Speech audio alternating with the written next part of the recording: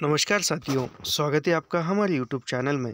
हम देख रहे हैं हिंदी साहित्य का दूसरा इतिहास, जो कि बच्चन सिंह द्वारा लिखित है।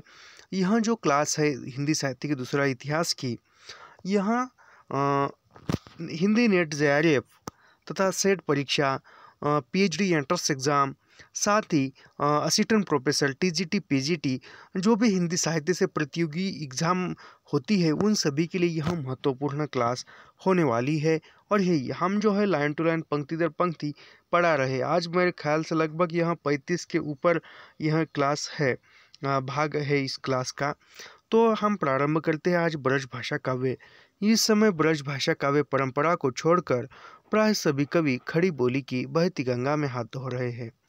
पर जगन्नाथ दास रत्नाकर और सत्यनारायण कविरत्न ने ब्रज भाषा में लिखने का ऐसा दृढ़ संकल्प ले रखा था कि उन्हें लोकप्रियता का कोई प्रलोभन अपने लक्ष्य से डिगा नहीं जाता। यानी वह यह जो परिचय है कल भी हमने देखा था और आज भी इसका थोड़ा सा देख लेते हैं।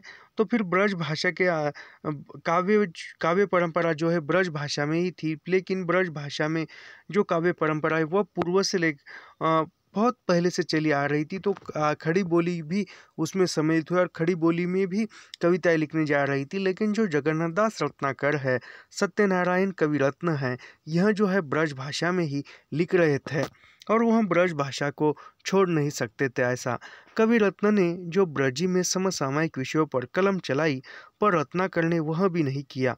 वे ब्रजी की क्लासिकल परंपरा में ही यानी ब्रज भाषा की क्लासिकल परंपरा में किसने कविताएं लिखी? तो रत्नाकर ने लिखी है, याद रखिए। तो यहाँ से जगन्नाथ दास रत्नाकर का हम परिचय देखते हैं। जगन्नाथ दास रत्नाकर का जो जन्म है वह 1866 में होता है और उनकी मृत्यु 1932 में होती है।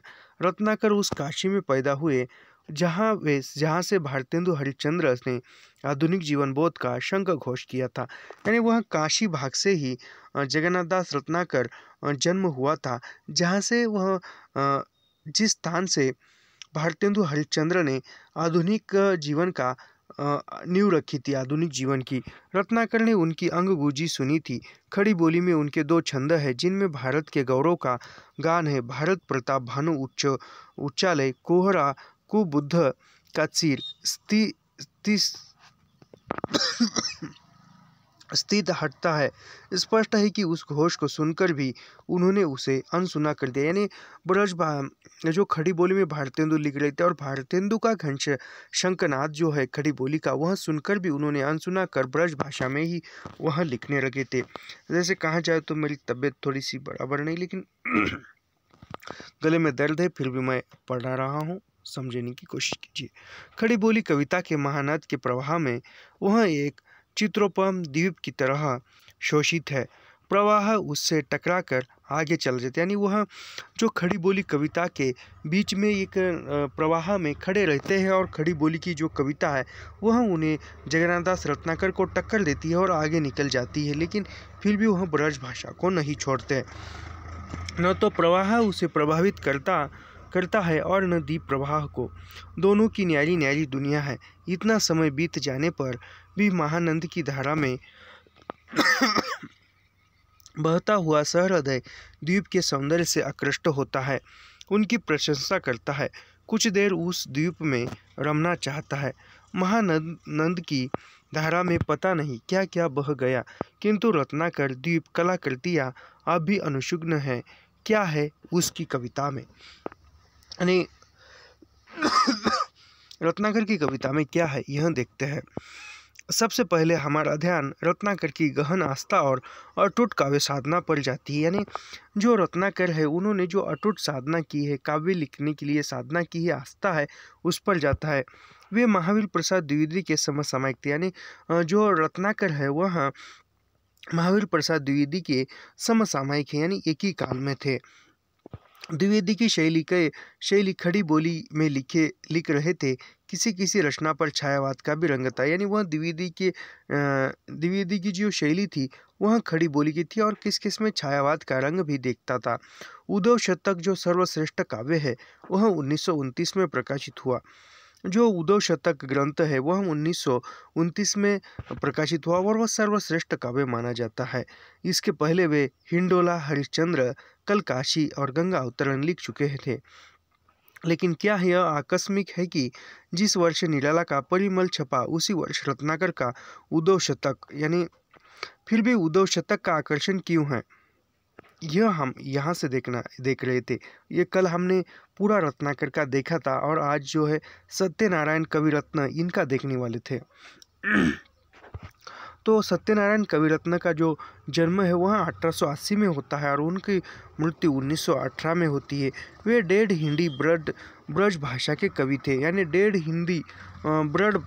डेढ़ ब्रज भाषा के कवि सत्यनारायण कविरत्न थे। उनकी कविता में रत्नाकर के कलात्मक सौंदर्य और रेहटारिक के स्थान पर गांव की ब्रजी सोंधी गंध थी, यानी गांव की ब्रज भाषा बोलचाल की सामान्य वर्ग की बोल भाषा सत्यनारायण कविरत्न की कविता की ब्रज भाषा थी। गृहस्थिक जीवन की उदासीनता और स्वामी रामानंद तीर्थ की सांत्विकता की छाप भी थी। ब्रज भाषा को उन्होंने देश की राष्ट्रीय समस्याओं के साथ जोड़ा, यानी ब्रज भाषा को देश के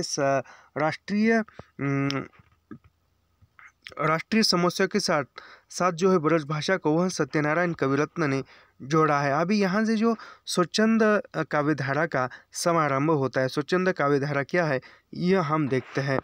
भारतेंदु तथा उनके मंडल के लेखकों को व्यक्तित्व में रीतिवाद और स्वच्छंदता दोनों का मेल था, यानी भारतेंदु मंडल के जो कवि थे वहाँ दोनों में सम्मिलित थे। उसमें रीतिवाद भी था और स्वच्छंदता, यानी रीति को भी वह अपनाते थे और स्वच्छंदतावाद को भी अपनाते थे।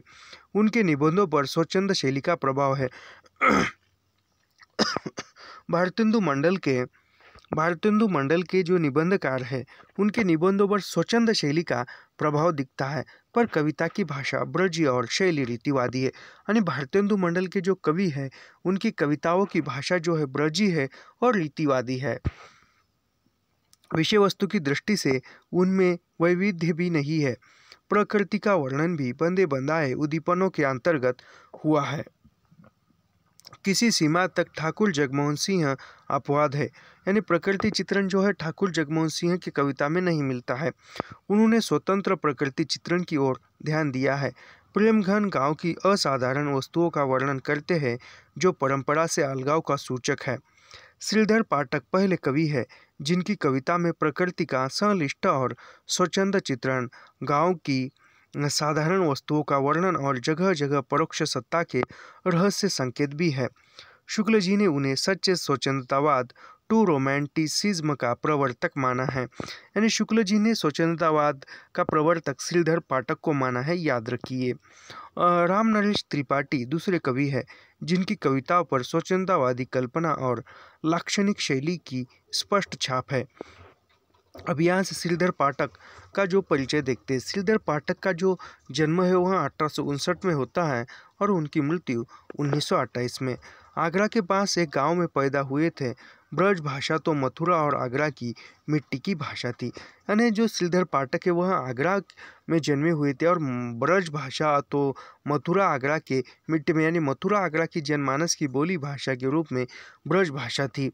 खड़ी बोली की जन्मभूमि भी दिल्ली आगरा ही है, यानी जो खड़ी बोली हिंदी है, खड़ी बोली हिंदी का भी जन्म भी दिल्ली आगरा के प्रदेश से ही हुआ है।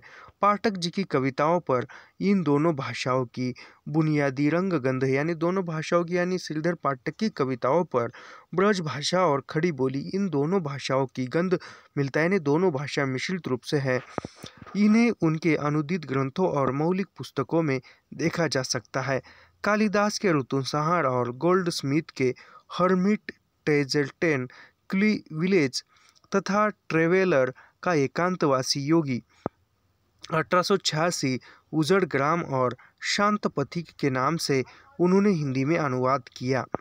यानी जो श्रीधर पाठक ने कालिदास का जो ऋतुसंहार ग्रंथ है और जो गोल्ड स्मिथ का हर्मिट यानी टेजेटेल विलेज तथा ट्रेवेलर का एकांतवासी योगी था, उन्होंने 1886 में उसका उजड़ ग्राम नाम से तथा शांत पथिक नाम से हिंदी में अनुवाद किया है। इन पुस्तकों के चुनाव से ही कवि के प्रकृति प्रेम तथा गांव के प्रति अनुराग का पता चलता है। एकांतवासी योगी की भाषा खड़ी बोली है। लोक प्रचलित खड़ी बोली, यानी जो एकांतवासी योगी जो ग्रंथ है, इस ग्रंथ की भाषा खड़ी बोली है। खड़ी बोली में भी कौन सी खड़ी बोली है? जो लोक प्रचलित यानी लोगों द्वारा बोली जाने वाली खड़ी बोली है, उनका प्रचलन है। उनकी लय लावनी और ख्याल की है। शांत पथिक भी खड़ी बोली में ही अनुदित है। उजड़ ग्राम ब्रज में अनुदित है। इसी को पुनः खड़ी बोली में रूपांतरित किया गया। ऋतु संहार के अनुवाद में ब्रजी और खड़ी बोली दोनों का प्रयोग हुआ है। यानी जो कालिदास का ऋतु संहार जो ग्रंथ है, उस ग्रंथ का श्रीधर पाठक जी ने अनुवाद करते हुए ब्रज भाषा और खड़ी बोली भाषा का दोनों भाषाओं का प्रयोग किया है। उनकी मौलिक कृतियों में जगत सच्चाई सार, अभी श्रीधर पाठक की ऊपर जो देखिए वह अनुवादित कृतियाँ थी, लेकिन अब जो मौलिक उनकी लिखित कृतियाँ हैं उनमें है जगत सच्चाई सार, जो 1887 में प्रकाशित होती है। अगला ग्रंथ है गुणवंत हेमंत 1900 में, और कश्मीर सुषमा यह 1904 में प्रकाशित होता है, और भारत गीत यह 1918 में। भारत गीत महत्वपूर्ण है, कश्मीर सुषमा तथा इनके सभी ग्रंथ जो है महत्वपूर्ण है। और स्वर्गीय वीणा विशेष उल्लेख है। सूत्रे साइयों के सदुकटी ढंग पर जगत सच्चाई सार लिखा गया है। जगत है सच्चा, तनिक न कच्चा, समझो बच्चा इसका भेद। वस्तुतः यह 51 पदों की लंबी कविता है। स्वर्गीय वीणा में परोक्ष सत्ता के रहस्य संकेत मिलते हैं। सबसे महत्वपूर्ण है पाठक जी का प्रकृति प्रेम चित्रण, यानी जो श्रीधर पाठक का सबसे महत्वपूर्ण प्रकृति चित्रण, ये प्रकृति प्रेम चित्रण ही है। अभी तक सामान्यतः प्रकृति को उद्दीपन के कटघरे में रखा जाता था, किंतु पाठक जी उसे कटघरे के बाहर मैदान में ले आए। दूसरे शब्दों में प्रकृति को रीति के बंधन से मुक्त कर स्वतंत्र बनाया। यानी श्रीधर पाठक ने जो प्रकृति चित्रण था वह रीति के परिपाटी पर ही किया जाता था, लेकिन श्रीधर पाठक ने रीति के बंधन से प्रकृति चित्रण को मुक्त किया, स्वतंत्र किया। प्रकृति का सापेक्षिक स्वतंत्र वर्णन आगे चलकर छायावाद काव्य का एक वैशिष्ट्य माना गया, यानी प्रकृति चित्रण यह छायावाद का वैशिष्ट्य है। कश्मीर सुषमा में प्रकृति का एक चित्र देखिए, यानी कश्मीर सुषमा ग्रंथ में जो श्रीधर पाठक है प्रकृति का चित्रण करती, उसका एक उदाहरण। प्रकृति यहाँ एकांत बैठी, निज रूप संवारती, पल पल उलटती, भेष भेष क्षणिक, छवि छिन छिन धारती। इससे पंत की एक कविता याद आती है, पावस ऋतु है, यानी पावस ऋतु नामक कविता यह महत्वपूर्ण है श्रीधर पाठक की। पर्वत प्रदेश, पल पल परिवर्तित प्रकृति वेश। पाठक जी ने सौंदर्य के बद्ध घेरे को भी तोड़ा और गांव के ज्वार बाजरा रहटत घरे है सोवा पालक के सौंदर्य की ओर भी हमारी दृष्टि खींची। यानी प्रकृति का चित्रण करते हुए सूक्ष्मता के साथ वह करते हैं, जो कि ज्वार है, बाजरा है, जो भी सब्जियां है, सोआ पालक, इनकी सौंदर्य की ओर भी पाठक की दृष्टि खींचती है। तक यह विषय कविता के लिए अपरिचय और अछूत था। जो गांव आज की कविता के लिए मुख्य विषय हो गया है, उसे काव्य वस्तु के रूप में ले आने की पहल पाठक जी ने की। देशभक्ति संबंधी कविताएं भी उन्होंने कम नहीं लिखी, यानी उन्होंने देशभक्ति कविताएं भी श्रीधर पाठक ने लिखी। जो भी उनकी कविताएं हैं, साहित्य है, उनका जो विस्तार है वो हम आगे देखने वाले हैं इसी ग्रंथ में। तो यहाँ पर जो है रामनरेश त्रिपाठी यह दूसरे महत्वपूर्ण कवि है। रामनरेश त्रिपाठी का जन्म जो है वह 1879 में हो थोड़ी सर्दी है, इसके कारण गले में खरोश आ रही है, खांसी भी है, फिर भी कोई दिक्कत नहीं है। और रामनरेश त्रिपाठी का जो जन्म है वह 1879 में हुआ है और उनकी मृत्यु 1963 में हुई है। श्रीधर पाठक त्रिपाठी जी अपने जिला सुल्तानपुर में किसानी जीवन व्यतीत करते थे, यानी जो श्रीधर रामनरेश त्रिपाठी जो है वह किसान करते थे, कृषक जीवन से जुड़े हुए, वह खुद किसानी खेती करते थे और वह किसान से यानी कृषक जीवन से जुड़े थे। असहयोग आंदोलन में जेल की यात्रा भी कर आए थे, यानी उन्होंने जो असहयोग आंदोलन था उसमें भी हिस्सा लिया था, भाग लिया था। कश्मीर यात्रा में उन्हें देश भ्रमण करने और प्राकृतिक सुषमा देखने का सौंदर्य भी प्राप्त हुआ है। यानी वो देश भ्रमण करते हुए उन्होंने जो कश्मीर यात्रा करते हुए देश भ्रमण करते हुए कश्मीर का जो प्राकृतिक चित्रण है वह भी देखने को मिला। अंत उनकी कविता में किसानी सहजता, गांधीवादी सात्विकता, देश प्रेम तथा प्राकृतिक सौंदर्य का स्वाभाविक मिश्रण हो गया है। रामनरेश त्रिपाठी की कविताओं की जो विशेषता है उसमें क्या क्या देखने को मिलती है, उसमें है सहजता है, गांधीवादी सात्विकता है, देश प्रेम है, प्राकृतिक सौंदर्य है, स्वाभाविक मिश्रण इनका मिलता है। श्रीधर पाठक की रचनाओं में स्वच्छंदता का जो आभास दिखाई देता है वह इनकी कविता में स्पष्ट हो गया है। यानी जो श्रीधर पाठक की कविता में जो स्वच्छंदता का अभाव है वह अभाव जो पूर्ण होता है वह रामनरेश त्रिपाठी के कविता में पूर्ण होता है, साहित्य में पूर्ण होता है। स्वच्छंदता या छायावाद में जो शैली चमत्कार और रहस्यवाद है उनका पूर्वरूप उनकी कविता में दिखाई पड़ता है। मूर्त उपमेय के लिए अमूर्त उपमान, मानवीकरण, लाक्षणिक वैचित्र्य आदि स्वच्छंदवाद के ही चिन्ह हैं। अभी यहाँ पर उनकी पंक्ति देखते हैं। सर्वोपरि उन्नतम मन की सी लक्षित अचल ऊंचाई, हुई निविड़ तम में प्रभात वेला सी आशा, कहीं शब्द से छू न जाए हर घड़ी उन्हें यह डर था। अभी यहाँ उनके जो 3 खंड काव्य मिलन है, यानी जो 3 खंडों में उनका काव्य जो है विभाजित किया गया है। जैसे मिलन का जो प्रकाशन है वह 1917 में है, पथिक का प्रकाशन वर्ष 1920 है और स्वप्नज काव्य संग्रह का प्रकाशन 1939 में होता है। देशभक्ति का जो स्वर मुखरित हुआ है वह बहुत प्रभावशाली बन पड़ा है। इन खंड काव्यों के आख्यान पूर्ण स्वच्छंदवाद काल के ही है, किंतु कल्पना और भाषिक संरचना स्वच्छंदवादी है। काल की दृष्टि से पहले 2 खंड काव्य स्वच्छंदवाद पूर्ण स्वच्छंदतावाद पूर्व के माने जाएंगे। मिलन में विदेशी शासन से देशोद्धार, यानी मिलन जो काव्य संग्रह है रामनरेश त्रिपाठी का, उसमें स्वदेश शासन की देश उद्धार की भावना दिखाई देती है और पथिक में उपनिवेशवाद के एक तंत्र से मुक्ति तथा एक स्वप्न में विदेशी आक्रमणकारियों से सुरक्षा का भाव व्यंजित है। इन समस्याओं को बोलचाल की प्रवाह युक्त भाषा में पहले त्रिपाठी जी ने उठाया। इनमें प्राकृतिक सौंदर्य के साथ जन सामान्य के भी दर्शन होते हैं। वे स्वयं किसानी जीवन से जुड़े हुए थे।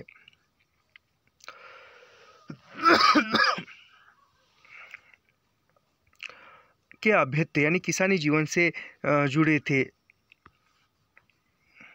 कविता कौमुदी के अनेक भागों में उन्होंने हिंदी कविता का चयन और संपादन किया है। जो कविता कौमुदी जो संपादित ग्रंथ है उनमें उन्होंने हिंदी कविताओं का चयन करते हुए अनेक कविता का उन्होंने संपादन कार्य किया है। उनके एक भाग में ग्राम गीतों का संग्रह भी है। ग्राम गीतों के संग्रह का यह पहला प्रयास है, यानी ग्राम गीतों के संग्रह का पहला प्रयास किसने किया है, तो पहला प्रयास जो है रामनरेश त्रिपाठी ने ग्राम गीतों के संग्रह का पहला प्रयास, यानी ग्राम गीतों का संग्रह जो है पहला रामनरेश त्रिपाठी ने किया हुआ दिखाई देता है। इन खंड काव्यों की एक मुख्य विशेषता यह है कि इनमें देशोद्धार के लिए नवयुगों का आह्वान किया गया है। अन्य कवियों की तरह भावनामय ढंग से बाल वृद्ध युवकों से एकजुट होकर देशोद्धार के लिए नहीं कहा गया है। देश के वर्तमान और भविष्य का दायित्व युवा पीढ़ी के पुष्ट कंधों पर है। अपने सत्व और अधिकार बोध का भाव व्यक्त करते हुए पथिक कहता है, तुम अपने सुख के बंधन के हो न पूर्ण अधिकारी, यह मनुष्यता पर कलंक है। मिश्र बंधु तुम्हारी, प्रिय बंधु तुम्हारी, पराधीन रहकर अपना सुख शोन न कह सकता है, वह अपमान जगत में केवल पशु ही सह सकता है। यह महत्वपूर्ण पंक्ति है। यह 2 पंक्तियां पूछी गई है जो अंतिम की, जो पराधीन रह अपना सुख शोक न कह सकता है, वह अपमान जगत में केवल पशु ही सह सकता है। यह पंक्तियां पूछी गई है परीक्षा में। मैं फिर से पढ़ता हूँ। तुम अपने सुख के प्रबंध के हो न पूर्ण अधिकारी, यह मनुष्यता पर कलंक है।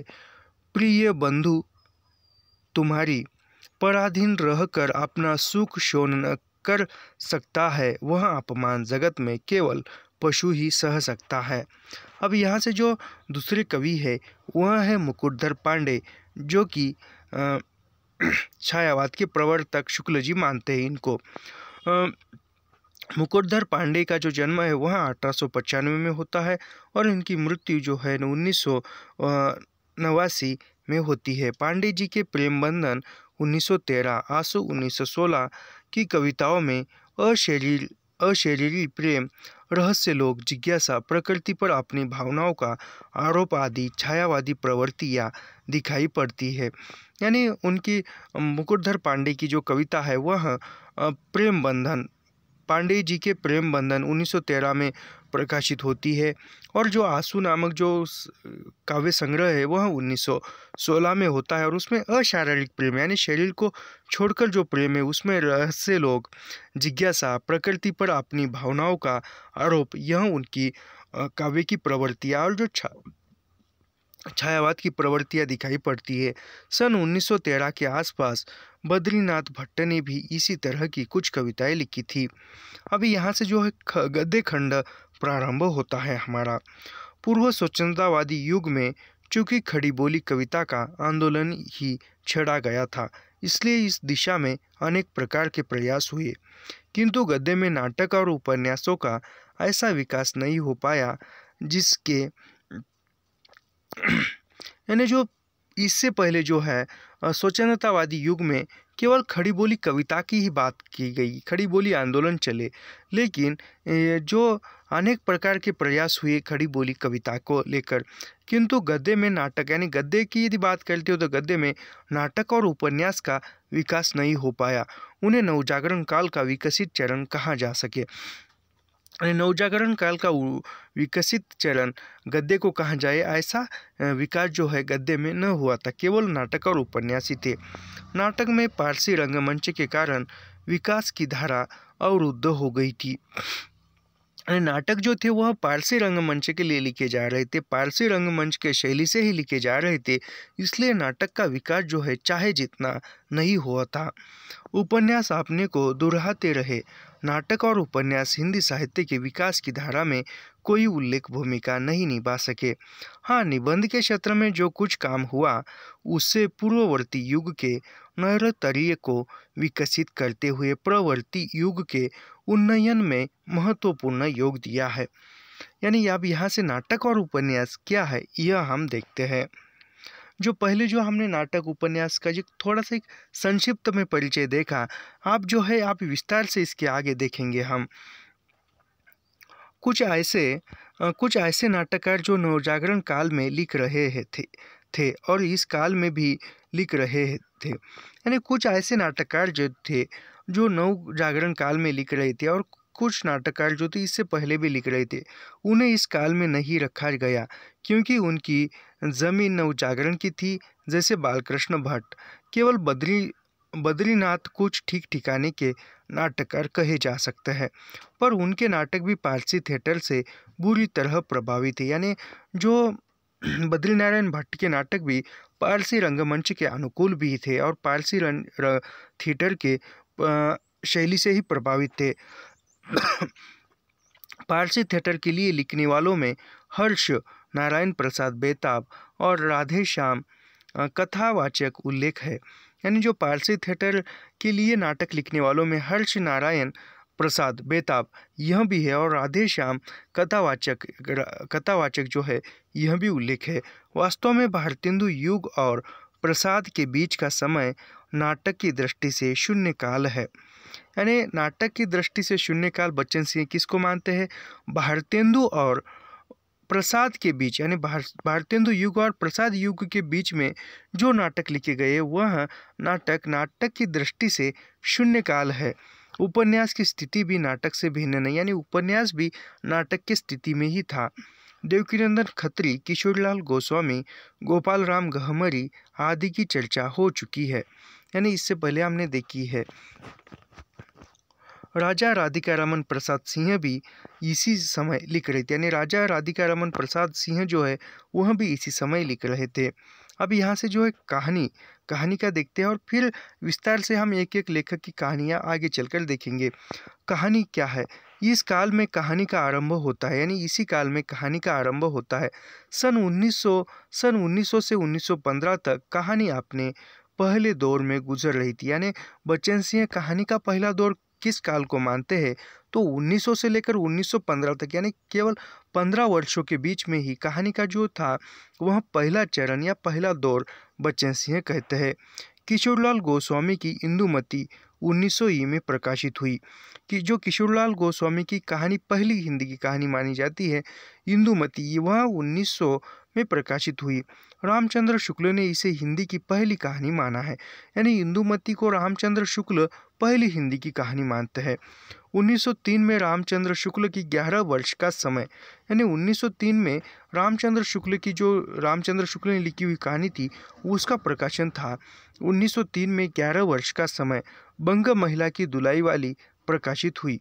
1911 में जयशंकर प्रसाद की ग्राम 1912 में रसिया वालम, 1913 में राजा रमणिका प्रसाद सिंह की कानों में कंगना, 1915 में चंद्रधर शर्मा गुलेरी की उसने कहा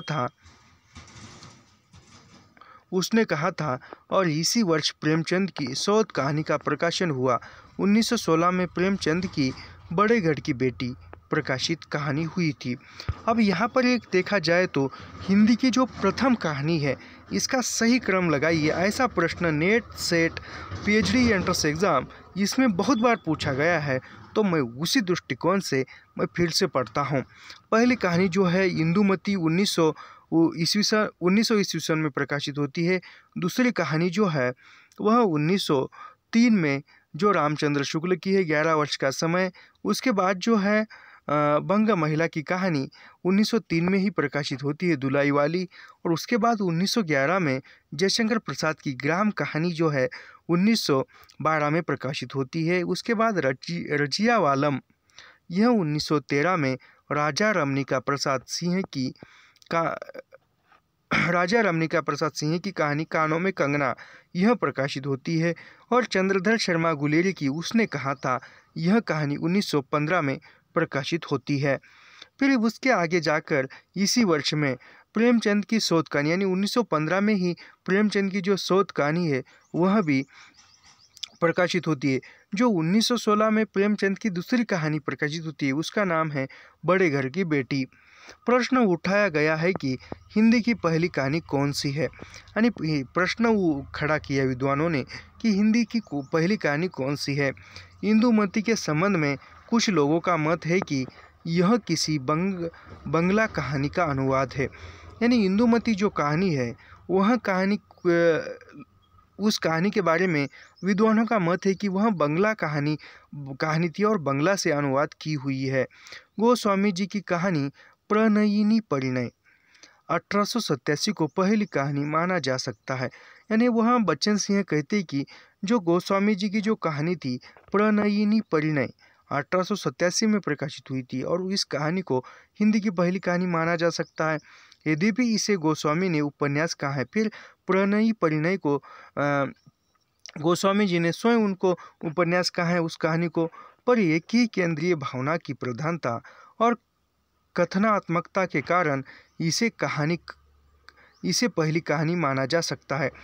गोस्वामी ने तो इंदुमती को भी उपन्यास ही कहा है, यानी गोस्वामी ने इंदुमती को ही उपन्यास कहा है और बच्चन सिंह जो है वह प्रणयिनी परिणय को हिंदी की पहली कहानी मानते हैं। उपन्यास है कहा है गोस्वामी जी ने, फिर भी वह कहानी के तत्वों में ही आती है, ऐसा बच्चन सिंह का मानना है। और फिर इंदुमती कहानी को किसने उपन्यास कहा है, तो गोस्वामी जी ने इंदुमती कहानी को उपन्यास कहा है। कुछ लोग माधवराव सप्रे की कहानी टोकरी भर मिट्टी 1901 को पहली कहानी कहते हैं, यानी कुछ जो विद्वान हैं वह माधवराव सप्रे की जो कहानी है एक टोकरी भर मिट्टी, जो कि हमारे नेट के पाठ्यक्रम में भी है, तो वह उस कहानी को हिंदी की पहली कहानी मानते हैं कुछ विद्वान, कुछ लोग यानी कुछ विद्वान एक टोकरी भर मिट्टी को पहली कहानी मानती है और एक टोकरी भर मिट्टी का प्रकाशन वर्ष 1901 है। पर तिथि को देखते हुए प्रणयिनी परिणय या इंदुमती ही पहली कहानी हो सकती है। यानी तिथि के आधार पर बच्चन सिंह किस कहानी को पहली कहानी मानते हैं, तो प्रणयिनी परिणय और इंदुमती, इन दो कहानियों को ही वह पहली कहानी मानते हैं, हो सकती है, ऐसा कहते हैं। इस काल की सबसे प्रसिद्ध और लोकप्रिय कहानी उसने कहा था है, जो चंद्रधर शर्मा की कहानी 1915 में प्रकाशित हुई। उसने कहा था, जो पहले विश्व युद्ध के पृष्ठभूमि पर लिखी हुई, साथ ही जो पूर्वदीप्ति शैली में लिखी हुई पहली कहानी उसने कहा था है। तो इस कहानी में रोमांटिक आदर्श अपनी पूरी रंगीनी में है। यह अपने परिपार्श्व सेटिंग, चरित्र कल्पना, परिणति में रोमांटिक है। इसकी तकनीकी उपलब्धियां, नाटकीयता, स्थानिक रंग, सेटिंग, जीवंत वर्णन, फ्लैशबैक अमूर्तपूर्व है।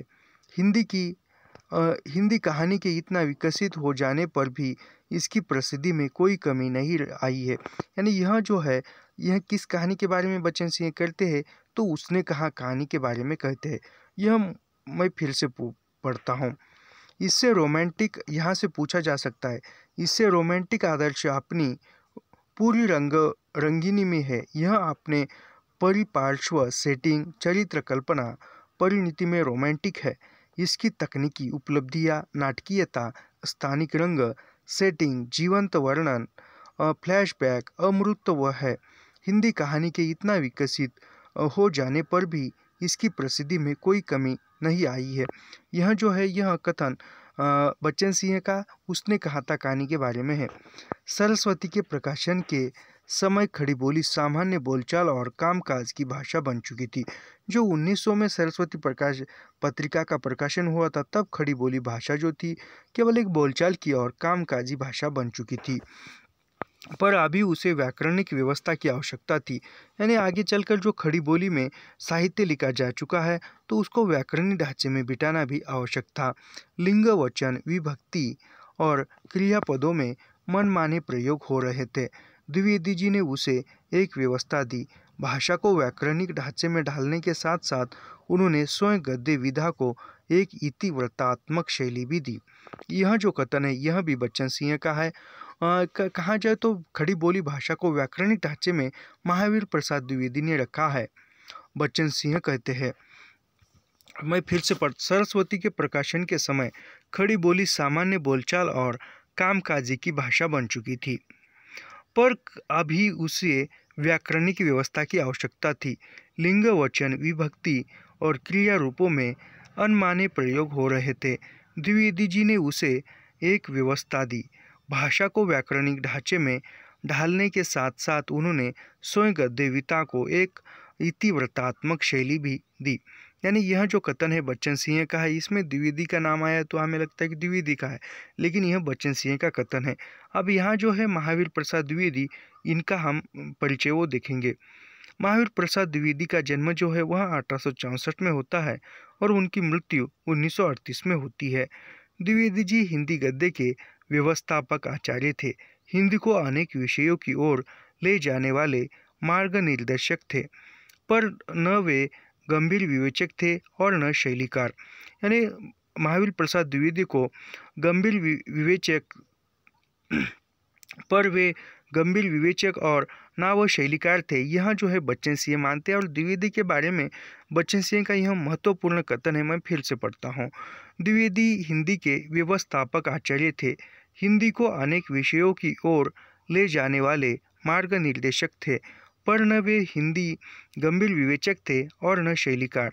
उनके गद्य लेखन में कहीं भी कला का हस्तक्षेप नहीं हुआ है। अनुवाद तो अनुवाद ही ठहरे। संपत्ति शास्त्र ज्ञान का विषय है, साहित्य का नहीं। यानी संपत्ति शास्त्र जो है बच्चन सिंह के अनुसार संपत्ति शास्त्र जो है ज्ञान का विषय है, वह साहित्य का नहीं है। नंद दुलारे वाजपेयी इसे भी अनुवाद कहते हैं। यानी नंद दुलारे वाजपेयी संपत्ति शास्त्र ग्रंथ को अनुवाद कहते हैं। साहित्य की परिभाषा करते हुए उन्होंने स्वयं लिखा है। यानी साहित्य की परिभाषा करते हुए महावीर प्रसाद द्विवेदी खुद लिखते हैं, ज्ञान राशि के संचित कोश ही का नाम साहित्य है। यानी महावीर प्रसाद द्विवेदी साहित्य किसे कहते हैं, तो जो ज्ञान राशि है, ज्ञान राशि के संचित कोश का नाम ही साहित्य है। शुक्ल जी के शुक्ल जी ने इनके निबंधों को बातों का संग्रह कहा है, यानी महावीर प्रसाद द्विवेदी के निबंधों को बातों का संग्रह आचार्य शुक्ल ने कहा है। उनमें विचार और गुम्फित परंपरा नहीं है, कहीं कहीं भावना का उच्छ्वास जरूर है। साहित्य में जो शक्ति छिपी रहती है वह तोप तलवार और बम के गोलों में भी नहीं पाई जाती। यानी साहित्य में जो शक्ति होती है वह तोप तलवार और बम के गोलों में भी नहीं पाई जाती है, यह कथन बच्चन सिंह का है। द्विवेदी के गद्य पर सटीक टिप्पणी करते हुए रामविलास शर्मा ने लिखा है, यानी महावीर प्रसाद द्विवेदी के गद्य पर टिप्पणी करते हुए किसने यह कथन लिखा है? इसके सिवा भारतेंदु हरिश्चंद्र, राधाचरण गोस्वामी, बाल मुकुंद गुप्त आदि के गद्य और द्विवेदी जी के गद्य में भेद है। यह भेद गद्य की कलात्मक शैली को लेकर है। वे गंभीर विवेचनात्मक गद्य लिखते हैं, किंतु इस तरह के गद्य में और उनके साधारण गद्य में भी हिंदी भाषा की खूबियों में वह पहचान नहीं है जो भारतेंदु हरिश्चंद्र या बाल मुकुंद गुप्त के गद्य में है। द्विवेदी जी समर्थक मेधावी लेखक थे, किंतु हिंदी गद्य का सौंदर्य देखना हो तो भारतेंदु और उनके समकालीन लेखकों के पास जाना होगा। यह कथन जो है रामविलास शर्मा का है, जो भारतेंदु के गद्य को वह उच्च कोटि का मानते या अच्छा मानते हैं। अभी यहाँ से जो दूसरे आलोचक है वह लेखक है वह है श्याम सुंदर दास। श्याम सुंदर दास का जो जन्म है वह 1875 में होता है, क्योंकि 1900 में इन्होंने जो सरस्वती पत्रिका का संपादन कार्य किया था, संपादन मंडल में थे। इनका जन्म 1975 में होता है और उनकी मृत्यु 1945 में होती है। वह अकादमीय साहित्यकार थे, यानी अकादमीय साहित्यकार कौन थे? तो श्याम सुंदर दास थे। वह अकादमीय साहित्यकार थे। जिस प्रकार भारतेंदु ने हिंदी गद्य का बहिष्कार किया, उसे शैली दी, जिस प्रकार महावीर प्रसाद द्विवेदी ने भाषा को व्याकरणिक संस्कार दिया, उसी प्रकार श्याम सुंदर दास ने हिंदी साहित्य को अनुसंधान, प्राचीन ग्रंथों की खोज, कोश निर्माण, संपादन की ओर उन्मुख किया। यानी यह बच्चन सिंह का कथन महत्वपूर्ण है। वह अकादमीय साहित्यकार थे। जिस प्रकार भारतेंदु ने हिंदी गद्य का बहिष्कार किया, यानी हिंदी गद्य का प्रारंभ किया, वो हिंदी गद्य को एक शैली दी भारतेंदु ने, जिस प्रकार महावीर प्रसाद द्विवेदी ने भाषा को व्यवहारिक संस्कार दिया, उसे प्रकाश यानी उसको व्याकरणिक ढांचे में बिठाने का काम महावीर प्रसाद द्विवेदी ने किया। हिंदी को श्याम सुंदर दास ने हिंदी साहित्य को अनुसंधान, प्राचीन ग्रंथों की खोज, कोश निर्माण, संपादन की ओर उन्मुख किया।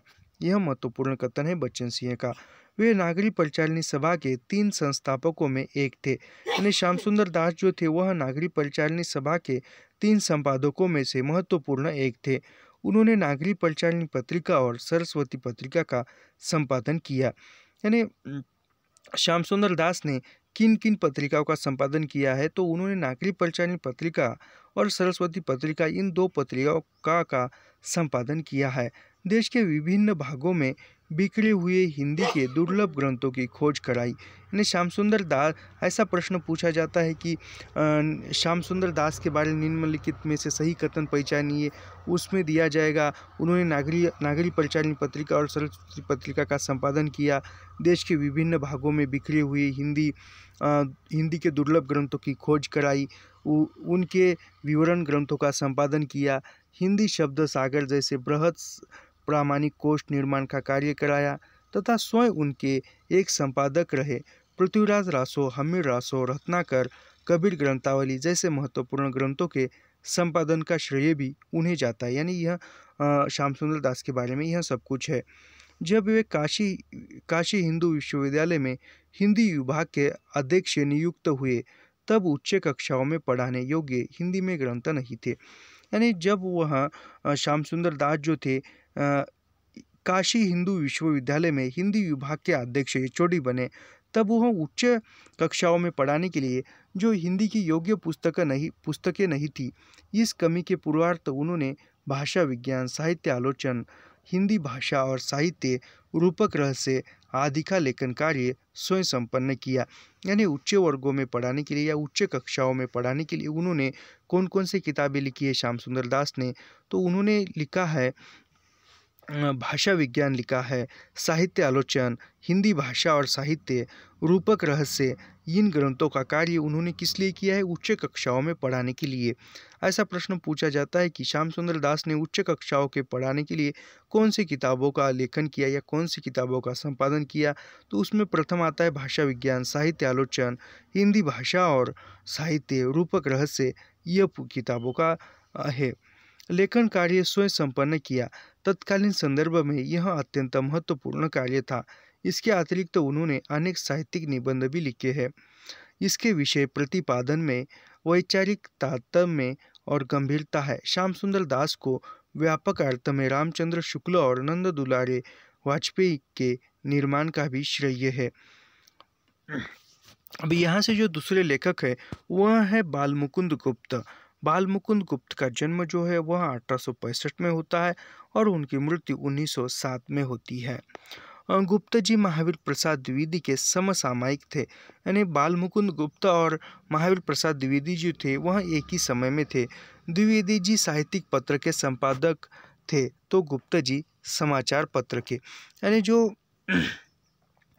महावीर प्रसाद द्विवेदी थे वह साहित्यिक पत्र या पत्रिका के संपादक थे तो बाल मुकुंद गुप्त जो थे वह समाचार पत्र के संपादक थे। उनकी भाषा पत्र पत्रिका की पत्रकारिता की भाषा ने जो धार चढ़ाई वह अप्रतिम है। यानी बाल मुकुंद गुप्त की भाषा ने पत्रकारिता की भाषा को भाषा पर धार चढ़ाई है। द्विवेदी ने समसामयिक होते हुए भी वे उनके इतिवृत्तात्मक प्रभामंडल से अपरिचित थे। व्याकरणिक शुद्धता में द्विवेदी जी ने 20 अनस्थिरता शब्द को लेकर द्विवेदी जी और गुप्त जी में छिड़ने वाले विवाद से यह सिद्ध है। भाषा की सरलता और चुटीले व्यंग्य की कला में उनकी अद्वितीयता का क्या कहना। व्यंग्यात्मक गद्य लिखने में उनकी तुलना केवल निराला के गद्य से की जाती। यानी बाल मुकुंद गुप्त और व्यंग्य लेखन के लिए बाल मुकुंद गुप्त की तुलना किससे की जाती है? तो निराला से की जाती है। उनके व्यंग्यात्मक लेखन के संबंध में उनके जिन शिव शंभू के चीटे और जो महत्वपूर्ण जो निबंध है जो नेट के पाठ्यक्रम में है शिव शंभू के चीटे, वह व्यंग्यात्मक लेखन के संबंध में देखते हैं तो उनका जो निबंध है शिव शंभू के चीटे और खत और चीटे का उल्लेख किया जाता है। वे 1904-05 में भारत मित्र में छपा था। यानी शिव शंभू के चीटे और खत और चीटे, यह जो है शिव शंभू के चीटे 1904 में प्रकाशित होता है, खत और चीटे जो है 1905 में, और ये भारत मित्र पत्रिका में छपे हुए थे। उस समय गुप्त जी उनके संपादक थे। यानी भारत मित्र के संपादक भी गुप्त जी थे। हो सकता है इनके लिखने की प्रेरणा उन्हें लाला लाजपत राय के उर्दू कोहिनूर में छपे राधा कृष्ण के चीटे से मिली हो। गुप्त जी उस समय कोहिनूर के संपादक, यानी गुप्त जी कोहिनूर पत्रिका के भी संपादक थे। कितनी विडंबना है कि जिस समय सरस्वती शैली के लेखक और स्वयं सरस्वती के संपादक लॉर्ड कर्जन और अंग्रेजी राज्य का गुणानुवाद कर रहे थे, उसी समय गुप्त जी दोनों पर चोट करते हुए उनकी धज्जियां उड़ा रहे थे। वे हर प्रकार के अन्याय के विरुद्ध थे, चाहे वह राजनीति हो या साहित्यिक। यानी वह अन्याय के विरुद्ध में लिख रहे थे। अभी यहाँ से जो दूसरे लेखक है वह है गोविंद नारायण मिश्र। गोविंद नारायण मिश्र का जन्म 1859 में होता है और उनकी मृत्यु 1926 में। मिश्र जी लेखन से पहले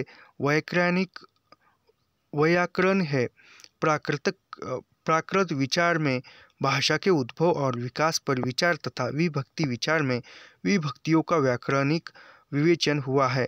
अनस्थिरता शब्द को लेकर छिड़ने वाले विवाद में उन्होंने द्विवेदी जी का पक्ष लिया। जो अनस्थिरता शब्द को लेकर महावीर प्रसाद द्विवेदी और बाल मुकुंद गुप्त के बीच में जो विवाद खड़ा हुआ था, उन्होंने अनस्थिरता शब्द को लेकर गोविंद नारायण मिश्र ने द्विवेदी के पक्ष लिया था। अपने निबंधों में वे पग पग पर उपमा रूपक, अनुप्रास आदि लौटाते चलते हैं। अभी यहाँ से जो दूसरे लेखक है वह है माधव प्रसाद मिश्र। इनकी रचना हम बाद में देखेंगे, बाद में है इसी ग्रंथ के अंतिम हिस्से में। माधव प्रसाद मिश्र का जन्म 1871 में होता है और उनकी मृत्यु 1907 में होती है। माधव प्रसाद मिश्र भारतेंदु परंपरा के निबंधकार थे। यानी माधव प्रसाद मिश्र जो भारतेंदु परंपरा निबंधकार की परंपरा थी उनमें थे, लेकिन वे उस परंपरा को आगे नहीं बढ़ाते। निबंध में भाव कम और आडंबर अधिक है। यानी माधव प्रसाद के निबंधों में भाव कम है और आडंबर अधिक है, यानी विरोध अधिक है। फिर दूसरे जो निबंधकार है या दूसरे जो साहित्यकार है वह है सरदार पूर्ण सिंह। सरदार पूर्ण सिंह का जन्म 1881 में होता है और उनकी मृत्यु 1931 में। वह साधु स्वभाव के मानवतावादी निबंधकार थे। यानी बच्चन सिंह के अनुसार सरदार पूर्ण सिंह एक साधु स्वभाव के थे और मानवतावादी निबंधकार थे।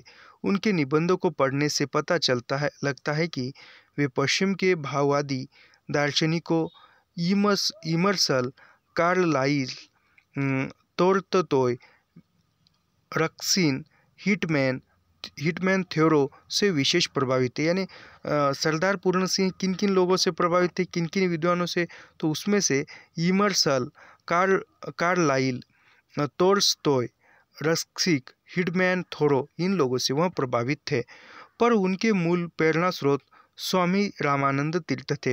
यानी सरदार पूर्ण सिंह के जो मुख्य प्रेरणा स्रोत थे वह जो थे स्वामी रामानंद तीर्थ थे। गुरु नानक की मानवीय समानता और करुणा की धारा भी उनमें प्रभावित थी। उन्होंने कुल मिलाकर 8 निबंध लिखे हैं। यानी सरदार पूर्ण सिंह ने कुल 8 निबंधों की रचना की है। उसमें है देखो सच्ची वीरता, कन्यादान, नयनों की गंगा, पवित्रता, आचरण की सभ्यता, मजदूरी और प्रेम। हमारे नेट के पाठ्यक्रम में मजदूरी और प्रेम नामक निबंध है। आचरण की सभ्यता यह उनका महत्वपूर्ण निबंध है। मैं फिर से उनके 8 निबंधों के नाम पढ़ता हूँ। सच्ची वीरता, कन्यादान, नयनों की गंगा, पवित्रता, आचरण की सभ्यता, मजदूरी और प्रेम, ब्रह्म कांति तथा अमेरिका का मस्ताना जोगी वाल्ट हिटमैन। स्पष्ट है कि साहित्यकार की श्रेष्ठता लेखन की गुणवत्ता साहित्यकार की जो श्रेष्ठता है वह लेखन की गुणवत्ता पर निर्भर करती है, न कि मात्रात्मकता पर। इन निबंधों में मनुष्यता के मूल तत्वों, आचरण, श्रम, प्रेम आदि पर विशेष बल दिया गया है। पंडित मौलवी पादरी के तत्वावधान को वे तत्वहीन मानते हैं।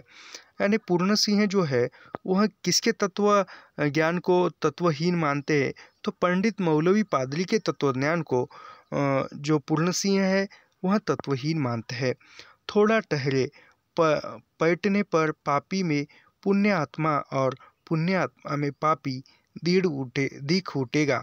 साधु वह है जो अपना खून सुखाकर दूसरों को फल फूल अन्न दूध देता है। यानी पूर्ण सिंह के शब्दों में कहा जाए तो साधु कौन है?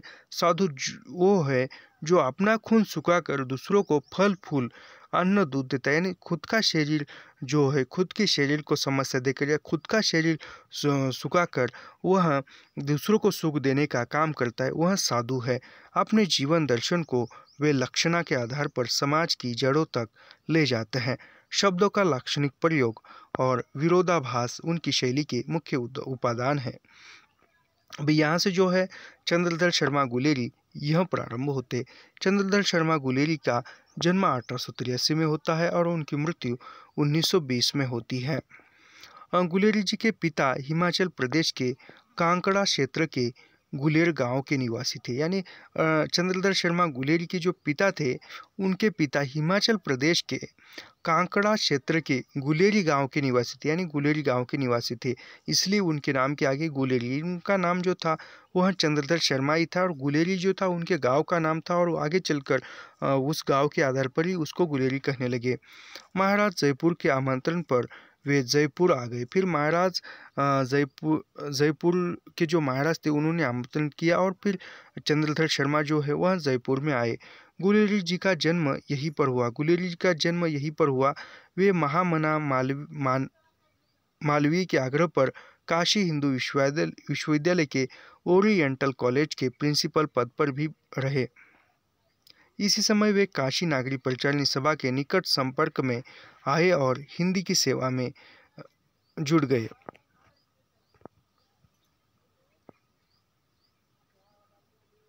उत्साह से लग गए। इसके पहले भी वे हिंदी में लिखते रहे, यानी इसके पहले भी वह हिंदी में लिख रहे थे। जिस वर्ष महावीर प्रसाद द्विवेदी ने सरस्वती का संपादन भार संभाला, उसी वर्ष उन्होंने जयपुर से समालोचना नामक पत्र निकालना आरंभ किया। यानी जब 1903 में महावीर प्रसाद द्विवेदी ने सरस्वती पत्रिका का संपादन किया, तो 1903 में ही चंद्रधर शर्मा गुलेरी ने समालोचना पत्रिका निकाली थी। संस्कृत की पढ़ाई उन्हें विरासत में मिलती, यानी पारिवारिक परिवार से ही उनको संस्कृत की पढ़ाई मिली थी। संस्कृत के उद्भट विद्वान होने के अतिरिक्त वे श्रेष्ठ भाषाविद और अनुसंधानता, कवि, कहानीकार और निबंध लेखन भी थे। यानी चंद्रधर शर्मा जो गुलेरी थे वह भाषा विद्वान थे, भाषा के ज्ञाता थे, अनुसंधानता थे, कवि थे, कहानीकार थे, निबंधकार भी थे। पंडिताई और सहृदयता का जो विरल संयोग उनमें दिखाई पड़ता है, वह आगे चलकर हजारी प्रसाद द्विवेदी में देखा गया है। वे एक और अशोक की धर्मलिपियों का संपादन करते हैं, दीदारगंज की मूर्तियों का पुरातात्विक विश्लेषण कराते हैं, यानी ये इतिहास के ज्ञाता भी थे। पुराने हिंदी नामक निबंध माला लिखकर अपभ्रंश की विशेषताओं का विद्वतापूर्ण उद्घाटन करते हैं। तो दूसरी ओर काशी, जय जमुना, मैया जी, कछुआ धर्म, मारेसी मोई कुंठावा जैसे व्यक्तित्व व्यंजक निबंध भी लिख सकते हैं। यानी उनके निबंधों का नाम क्या है, मैं देखता हूँ, पढ़ता हूँ चंद्रधर शर्मा के गुलेरी के। उसके हैं काशी, जय जमुना, मैया जी, कछुआ धर्म, मारेसी मोही कटुआ जैसे व्यक्ति व्यंजक वह निबंध लिखते हैं। इन निबंधों की 3 विशेषताएं, यानी जो चंद्रधर शर्मा गुलेरी के निबंधों की 3 विशेषता है, उसमें है जिंदा दिली, संदर्भन कला और चोट करने की व्यंग्यात्मक क्षमता। यह जो 3 शैलियाँ है, चोट करने की व्यंग्यात्मक क्षमता, संदर्भन कला और जिंदा दिली, यह चंद्रधर शर्मा गुलेरी के निबंधों की विशेषता है। भारतेंदु के निबंधों में जो जिंदा दिली मिलती है, वह यहाँ थोड़ी सहमित हो जाती है। निबंधों के बीच में जो ऐतिहासिक और मिथकीय संदर्भ ले जाते हैं, वे उनके पांडित्य और प्रगतिशील शून्य दृष्टि से परियाचक है। संदर्भन कला का कविता में सार्थक प्रयोग तुलसीदास ने किया है, यानी संदर्भन कला का प्रयोग सार्थक किसने किया है, तुलसीदास ने कविता में किया है। और निबंधों में गुलेरी जी और हजारी प्रसाद द्विवेदी, यानी निबंध में जो है वह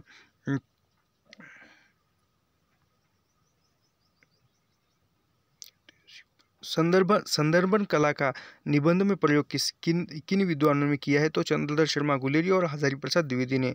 द्विवेदी जी की अपेक्षा उनकी चोट अधिक स्मारक होती है।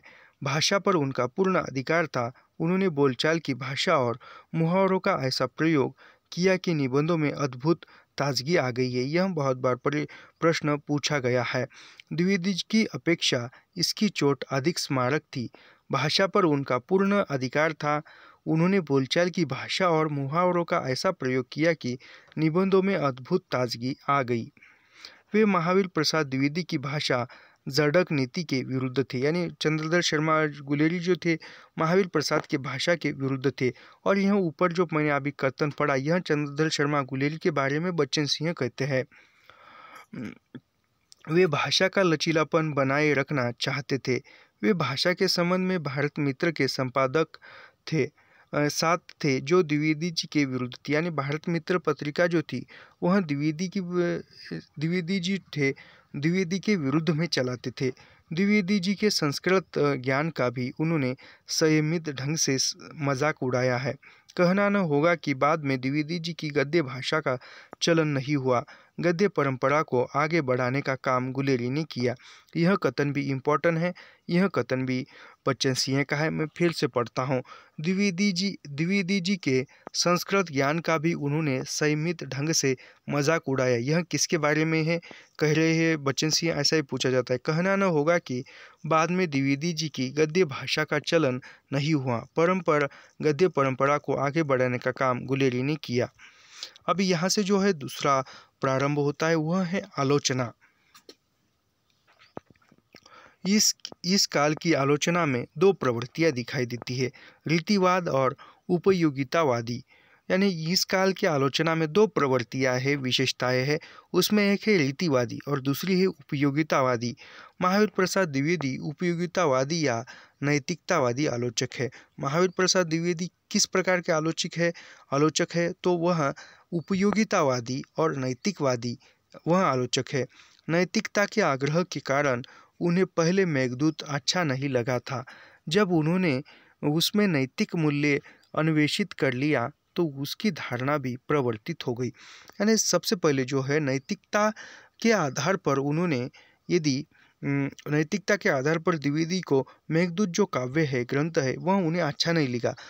फिर उन्होंने आगे जाकर नैतिक मूल्य अन्वेषित किया, यानी उपयोगितावादी दृष्टिकोण से देखने पर मेघदूत द्विवेदी को अच्छा नहीं लगा और फिर उन्होंने नैतिक मूल्य उस पर समाहित किया, नैतिक मूल्य उस पर डाल दिए तो उनको वह अच्छा लगा। उनकी दृष्टि में उत्तम काव्य वही है जिससे संस्कार का उपकार हो। यानी महावीर प्रसाद द्विवेदी के दृष्टि में उत्तम काव्य कौन सा है? जिस काव्य में संस्कार का उपकार हो वही काव्य है। अपने इस दृष्टिकोण के कारण उन्होंने रीतिवादी काव्य का जमकर विरोध किया।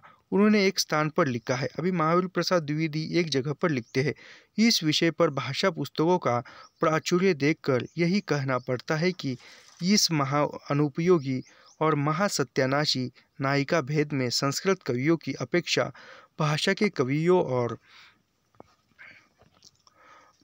कवियों के प्रेमियों के विशेष रुचि रही है। यह कथन इम्पोर्टेंट है और यह भी महावीर प्रसाद द्विवेदी का कथन है। नायिका भेद का प्रभाव गांवों तक फैला हुआ था। नगरों की बात जाने दीजिए, छोटे छोटे ग्रामों तक में 60 वर्ष खुसट बूढ़ों की भी नायिका भेद की चर्चा करते और ज्ञान यौवन और अज्ञात यौवन के अंतर के तत्तर पर वक्रता देते हमने अपनी आंखें दिखाई। यानी बच्चन सिंह का कथन है, काफ़ी महत्वपूर्ण है। नगरों की बात जाने दीजिए, यानी बड़े बड़े शहरों की बात जाने दीजिए, नायिका भेद जो था वह गांव कस्बों में भी फैला हुआ था। जहां तक छोटे छोटे गांवों में जो 60 वर्ष के बूढ़े लोग हैं उनके भी नायिका भेद की चर्चा करते थे। ज्ञात यौवना और अज्ञात यौवना के अंतर के तारतम्य पर वक्रता, यानी जो बूढ़े लोग हैं वह भी यौवन की बातें करते थे, ऐसा यहाँ पर बताता है और काफ़ी यह महत्वपूर्ण कथन है। मिश्र बंधुओं के नवरत्न की समीक्षा करते हुए उन्होंने तुलसी, सूर आदि को देव बिहारी मतीराम से बहुत ऊंचे स्थान पर प्रतिष्ठित किया। यानी वह बच्चन सिंह जो है यह जो बात कर रहे हैं, यह बात वह महावीर प्रसाद द्विवेदी के बारे में कर रहे हैं। मिश्र बंधुओं ने जो नवरत्न की समीक्षा की थी, उस नवरत्न में तुलसी, सूर आदि को देव बिहारी से बहुत ऊंचे, यानी तुलसी और सूरदास को वह देव बिहारी मतीराम से बड़ा मानते हैं। आधुनिक काल के प्रवर्तक भारतेंदु हरिश्चंद्र को नायिका भेद वाले कवियों से श्रेष्ठ ठहराया। स्पष्ट है कि वे आधुनिक काव्य को सूर, तुलसी और भारतेंदु की परंपरा से जोड़ते हैं, न कि हसमुन्मुख रीति से। रीति काल में भावों की संकीर्णता की पूर्ति अलंकारवाद से होती है। इसे आज की शब्दावली में रूपवाद भी कहा जाता है। यानी आज की शब्दावली में रूपवाद किसे कहा जाता है? रीति काव्य में भावों की संकीर्णता की पूर्ति अलंकारवाद से होती थी। रीति काव्य में जो मन के जो भाव होते हैं उसकी पूर्ति अलंकार द्वारा पूर्ण की जाती थी। इसे ही आज के शब्दावली में रूपवाद कहा जा सकता है। अलंकारवाद का विरोध करते हुए द्विवेदी जी ने, यानी अलंकारवाद का विरोध द्विवेदी ने किया है। कवि कर्तव्य निबंध में लिखा है, यानी कवि कर्तव्य निबंध में अलंकार का विरोध करते हुए द्विवेदी लिखते हैं, कविता करने में हमारी समझ में अलंकारों को बलात् लाने का प्रयत्न न करना चाहिए। जिस कलावाद का खंडन रामचंद्र शुक्ल ने अपनी आलोचना में किया है, उसकी नींव का शिलान्यास द्विवेदी ने ही किया था। तो यहाँ तक हम रुकते हैं और बाकी का कल की वीडियो में देखते हैं। तो मिलते हैं नेक्स्ट वीडियो में। धन्यवाद।